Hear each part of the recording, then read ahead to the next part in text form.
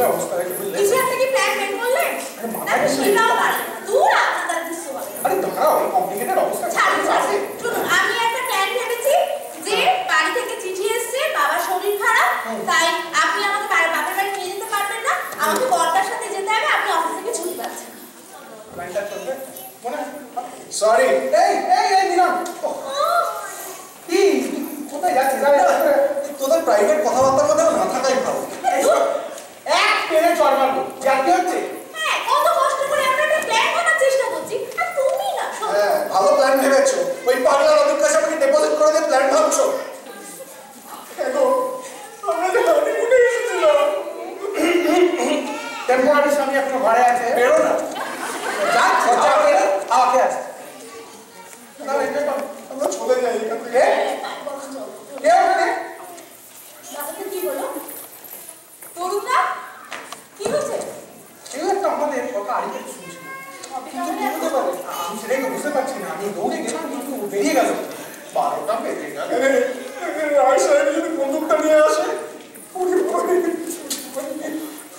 কি করি বলা তুমি এখানে ডাকছিলাম তুমি কাটছিলাম এই যে বলা তুমি এখানে কতক্ষণ অনেকক্ষণ থেকেই আমি পরিষ্কার করছিলাম তা বলা একসময় আমরা হাত মিলিয়েছিলাম সেটা তোমার মনে আছে হ্যাঁ স্যার সেই হাত তো মেলানোই আছে যখন দরকার পড়বে এই ভোলা মাস্টারকে কল করবেন বডি ফেলে দেবো হ্যাঁ বলা তুমি এখন যাও দরকার হলে তুমি যাও বডি ফেলে দেবো হ্যাঁ আপনারা কি বলুন তো ওর সাথে কি আজেবাজে কথা বলছেন ও তো সব বুঝতে পেরে যাচ্ছে শুনুন ওকে কোনো রকমে বুঝতে দেওয়া যাবে না যে ওকে আমরা সন্দেহ করি জাস্ট ওকে ফলো করে দিতে হবে সব ঠিক আমি তো তখন থেকে বলছি আস্তে আস্তে কথা বলো যত নষ্টের মূল তো এই মিলন আমি আবার কি করলাম তোমাকে কে এখন আসতে বলেছিল কি করবো বল 5টা নয় 7টা নয় একটু মাত্র বল সংবিধান নির্মূল দেখো প্রাণ ভরে দেখো এখন ভোলা দেখো এই আমাকে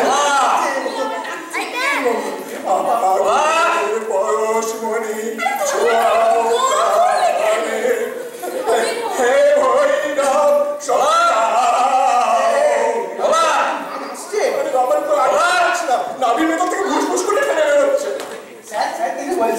এসব ব্যাপার আমার কিছুতেই সহ্য হয় কোন ব্যাপারটা স্যার এই যে কাজের সময় ছোকরাকে কিছুতেই পাওয়া যায় না ও আপনার ভোলা রাখতে বোধ হয় হ্যাঁ ভোলাটাকে তবু একদিন ঘুরে ঘুরে চালিয়ে সেই ভালো সব ছাড় হয়ে যাও এইভাবে তো চলতে পারে না তোমার দাদার কি জ্বরটার হয়েছে নাকি একটু ভুলভাল বকছে মনে হচ্ছে না না সেটা ও কিছু হয় আসলে ওয়েদার চেঞ্জ হচ্ছে না ওর জন্য বলেছিলাম না আপনাকে ওই নিম্নচাপ নিম্নচাপ মানে আগে আমি জানি হ্যাঁ কোথায় চললে ওই যে বললাম নিম্নচাপ না না তোমার দাদার কিছু একটা হয়েছে না না সেটা কিছু হ্যাঁ গো বেশি বেশি কি বল হ্যাঁ স্যার মানে জানেন তো দাদা একটু কবি প্রকৃতির তো সেই জন্য আর কি আর কিছু না জানেন মিশনা সাহেব দাদা না খুব ভালো কবিতাও লিখতে পারে কবিতা লেখে হ্যাঁ দারুণ এই মিশনা সাহেবকে দাদার ওই কবিতাটা শোনা যাও শোনা শোনা বল দাদা বল শোনে আজি এ প্রভাতে রবীন্দ্র কল কেমনে বসিল ও কি ওটা তো ওটাই তো বলছিলাম ওটা তো রবি ঠাকুরের দাদার কবিতাটা শোনাই আমরা না না দাদার কবিতা আমি দাদার থেকেই শুনবো তোমরা সবকিছু কিরম জানি একটা তাল বলো পাঠিয়ে সব সময় তো জানাচ্ছি ওই যে ওটাকে দেখলেই আমার মাথাটা গরম হয়ে যায় তোমার আদরের ভোলানাথ ওলা তো বাড়ি ছিল না হয়েছে আমি বলেছিলাম শিকারে যাবো বন্দুকটা পরিষ্কার করে রাখতে কিচ্ছু করে পরে নয় করবে না না এই তরুণ জানো তো এই মিথ্যে কথা বলা আমার কিছুতেই বরদাস্ত হয় একদম করা উচিত না তা বললে তো আর চলে না প্রয়োজন পড়লে মিথ্যে কথা বলতেও হতে শাট আপ আমার বাড়িতে যদি কেউ মিথ্যে কথা বলে আমি তার গুলি মেরে খুলি দিয়ে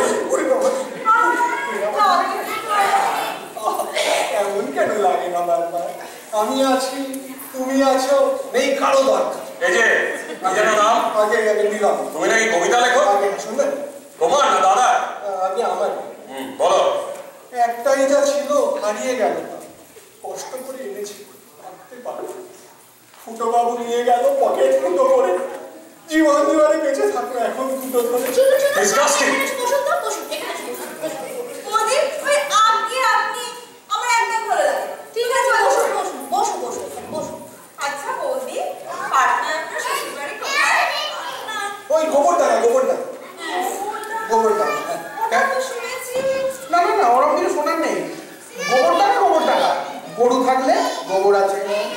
থাকলে গোবরডাঙ্গা আছে, গোবরডাঙ্গা সব জায়গায়। বাবা, আপনি যা ঝগড়ুটে মশাই, এই ঝগড়ুটে লোকটাকে বিয়ে করতে গেলে কেন? আমি কি আর করেছি? জোর করে ধরে এনে দিয়েছে। এই দাদাটাই এক নম্বরে কালমিট। জানেন ম্যাডাম, এই ব্যাপারটা কিরকম বলেন তো? এই ধরুন 3 দিন ধুমধাম করে পুজো করলেন, চতুর্থ দিনে গিয়ে প্রতিমা বিসর্জন করলেন। এখন আফসোস করছি, বিজয়া করছি বলে খাচ্ছি, বিজয়া করছি বলে খাচ্ছি। আচ্ছা, আপনার জ্বর হয়নি তো? কিরকম যেন একটু ফুল বকছে। না, গা তো ঠান্ডা। আমি না খুব ঠান্ডা প্রকৃতির মানুষ, তাই বুঝি? বিশ্বাস করলেন না? আমার? কি হলো? আপনি নয়, তুমি। ও আচ্ছা, ও অভ্যেস হয়ে যাবে আস্তে আস্তে। আচ্ছা, মিলনদা, আপনি খুব ভালো কবিতা লিখতে পারেন। না না, জমাতে পারে না, আর এখন জমাতে পারে না। আপনাকে এর মধ্যে কে কথা বলতে বলবো? কথা হচ্ছে আমার আর মিলনদার সাথে। মনে পড়েছে তাই বলছি। আগে না, মনে পড়লেই বলার অধিকার সবসময় পাওয়া যায় না। অধিকার কেউ দেয় না, ছিনিয়ে নিতে হয়, জানেন? তাই নাকি? হ্যাঁ, বন্ধুকের নয় শক্তির উৎস। আমার বন্ধু ছিলাম কোথায়? ওই তোমার বাবার বন্ধুদের কথাটা মনে পড়ে না। ও, বুঝি বন্ধুকে ভয় পায়। ও কবেতেই ভয় পায়। তো জানি না, এক নম্বরে ভিড়। হ্যাঁ, আর আপনার মনে বুঝি খুব সাহসী। তুমি সাহসী। আচ্ছা মোদি, চললাম। মিলনদা, আপনাকে বন্দুক চালানোটা শিখিয়ে দেবো। তুমি আমার বন্দুক চালাতে পারো? ইয়েস স্যার, বন্দুক ভালো চালাতে পারি। কি বললো? দীক্ষিত। তাহলে কি হয়েছে কি? কেন দেখতে পেলেন না? দেখো, এখনো অব্দি যা দেখেছি তাতে রেশমিরই দোষ, মিলনের কোনো দোষ নেই। চুপ করো তো। আর তোমার বলিহারি বাবা, গোলে বলবে। তা কতদিন বড় হয়ে থাকবো? গলা ধরে গিয়ে একদম সিদ্ধ গলা ধরে গান শোনাবে। বড়দা, দাদু ডাকছেন, চলো যাই। তুমি যাও, বলো আমি আসছি।